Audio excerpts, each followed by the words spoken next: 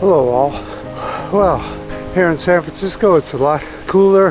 The fog is off the coast and there's quite a wind blowing. There's a couple of things I wanted to talk to you about. One of them is the Greenland Ice Sheet. It's getting more and more rain. Since 1991, there's been more and more rain each year as the climate warms. Now they're finding that there's atmospheric rivers headed right into the Greenland Ice Sheet. Most of the rain is falling around the edges, but some of it is making it clear up to the top of the ice sheet. There are several problems with this. One of them is that the snow that's on top of the ice sheet that protects the ice sheet gets washed off and melted away, and the underlying ice is exposed, which is dark from all the soot that falls on Greenland from human pollution. Another problem is that when you melt ice, it becomes rounded in the edges, which makes it look darker, and the sun shines down on Greenland and melts more of the ice and causes more and more sea level rise. This is becoming more and more prevalent as the years go on. But let's go up and do a video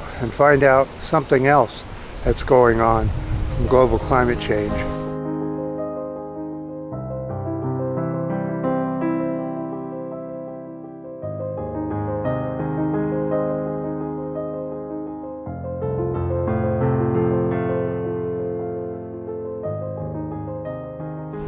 Okay, with a little bit of wind, I don't hear any equipment going at all. No weed blowers, weed whackers, anything. It's just quiet and a little bit of wind. Worsening heat waves put entire globe food system in jeopardy, scientists warn. There are growing risks of major crop losses in different regions of the world. Large swaths of the northern hemisphere have been pummeled in recent weeks by serious heat waves caused by fossil fuel driven climate crisis. The Intergovernmental Panel on Climate Change has made it clear that heat waves will increase in frequency, duration, and intensity with each additional degree of temperature rise. Soaring temperatures jeopardize the stability of the world's agricultural land and its oceans. In 2022, the heat waves that killed more than 61,000 people in Europe also reduced the continent's agricultural output. Also, last year, a historic drought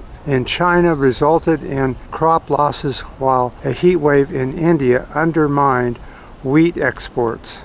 In addition, famine is looming in the Horn of Africa due in part to an ongoing drought. As a result of greenhouse gas pollution, heat waves are projected to become increasingly common. El Niño conditions are projected to make 2024 even hotter than this year, but we've been saying that all along. We knew that the El Niño was going to amplify things and make things even worse. So they are, and so it will be. And so we will begin to start to find that food prices continue to climb, especially anything to do with wheat, rye, barley, or rice. All these foods will go up in price. They'll be the first ones to go up. Then your fruits and vegetables will be the next thing. Beans will probably be one of the last things that will be hard to find, because beans will grow in just about any condition in any soil, depending on the bean. Pretty hardy food crop, but I mean, if you think about it, we may end up in 10 or 12 years only having beans to eat.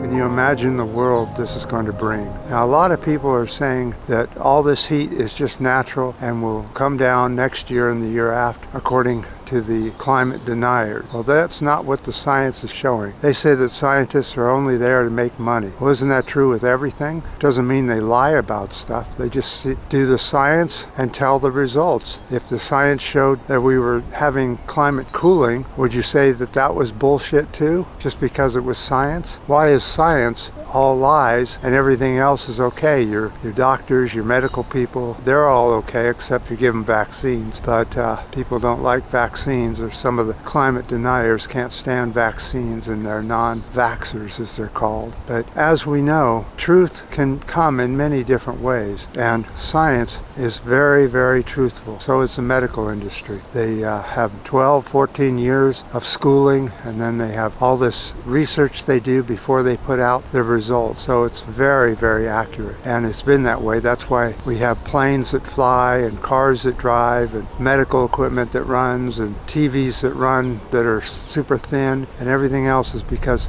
the engineers and scientists are telling the truth, and without the truth this stuff wouldn't work. So denying science and denying climate change is just detrimental to your own health and your own well-being. I appreciate any comments on this, your ups, and the new subscribers, and we're getting some high overcast. It looks like it may turn into some thunder and lightning storms later on from the heat. The heat causes all this kind of weird weather, and we're getting a lot of this weird kind of weather now. So I appreciate any comments, and until next time.